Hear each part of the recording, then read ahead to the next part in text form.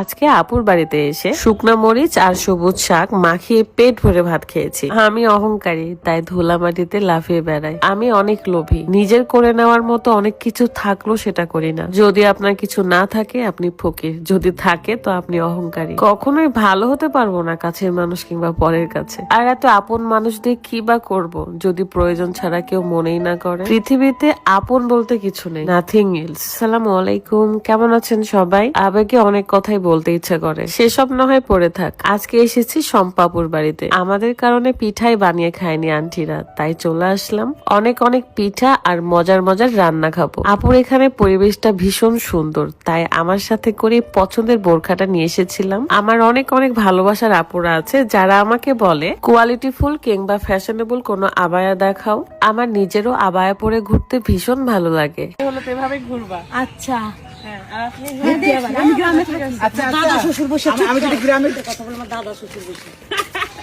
দাদা শ্বশুর কতি ওই যে গোয়ালে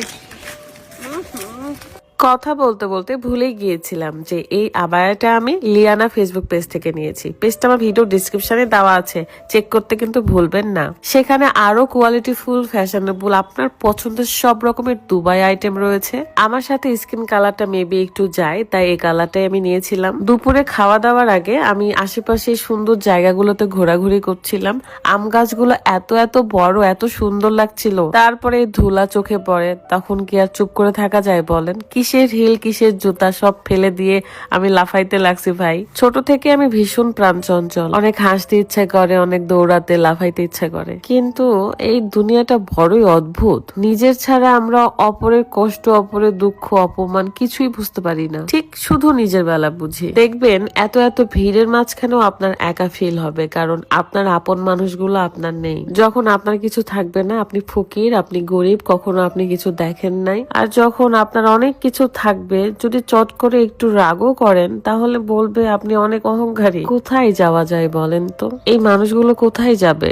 সবুজ শাক এবং লাল শাক আমার অনেক পছন্দ। তার মধ্যে যদি শুকনা মরিচ লবণের ডোলে এভাবে খাওয়া যায়, এই খাবারটা খাওয়া শিখেছিলাম আমার দাদি। বলো তোমার কি ইচ্ছা, কেমন ছেলে তোমার বিয়ে দেবা? তোমার কেমন ছেলে? মানে সারাদিন তোমার এখানে থাকতে পারবো রাতে? হ্যাঁ, ওর বর হবে এমন অবশ্যই শর্ত থাকতে হবে যে তাকে যেন আমার সাথে থাকতে দেয়। মাসে 20 দিন 10 দিন ওর পরের সাথে থাকবে। বিয়ে দেওয়ার দরকার কি? ওর কাছে আমাদের নিচতলা ফ্ল্যাটে তুমি থাকবা, ভাড়া থাকবা, এটা ঠিক আছে।